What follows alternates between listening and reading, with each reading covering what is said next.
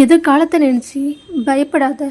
அதற்குண்டான தீர்வும் அதற்குண்டான வழியும் நிகழ்காலத்தில் அல்லவா உள்ளது. எதிர்காலம் பல யதார்த்தங்களை கொடுக்கக்கூடியது. நிகழ்காலம் பல யதார்த்தங்களை எதிர்கொள்ளக்கூடியது.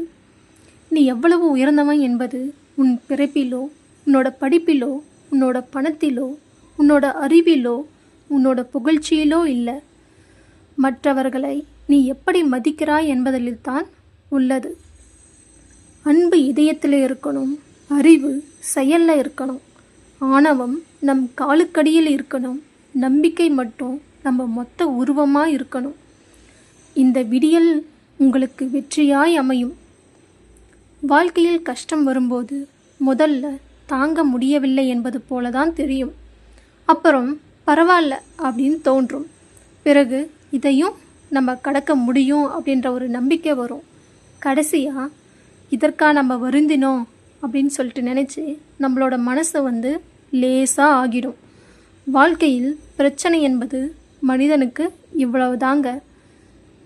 வாழ்க்கையில் சோதனைகள் பல வந்தாலும் நம்பிக்கையை மட்டும் நம்ம இழக்கவே கூடாது. இறைவன் எப்போதுமே உங்களுக்குள்ளே இருக்கிறார்.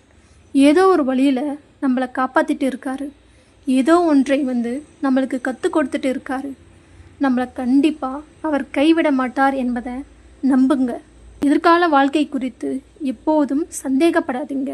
உனக்கு நம்பிக்கை இருந்தால் உன்னோட எதிர்காலத்தை மாற்ற முடியும். ஆனால் அதையும் உடனே நடக்க வேண்டும் என்று எதிர்பார்க்காதே. படிப்படியாகத்தான் மாற்ற முடியும். எதையுமே சிந்தித்து செயல்படுங்க. எதை இழந்தாலும், எதை பெற்றாலும், எதை எதிர்பார்த்தாலும் ஒன்றை மட்டும் நினைவில் கொள்ளுங்கள். எதுவும் நிரந்தரம் இல்லை. நிலை இல்லாததை எண்ணி நிலை தடுமாறாதே. இழந்தாலும் சரி, பெற்றாலும் சரி, எல்லாம் நன்மைக்கே என்று நினைத்து கவலைகளை மறந்து எதையும் கடந்து செல்ல பழகுனீங்க.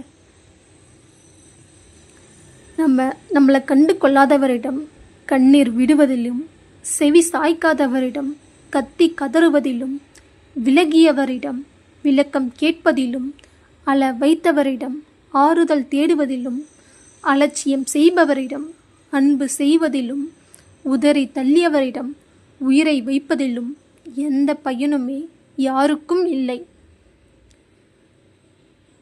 நம்மளை விட்டு செல்ல காரணம் தேடி போனவங்களை நினைச்சு குழம்பி புலம்பாதீர்கள். அவர்களின் தேவைகள் உங்களிடம் முடிந்து போனது. அவர்களின் பொழுதுபோக்கு உங்களால் நிறைவேற்றப்பட்டது. அவ்வளவே.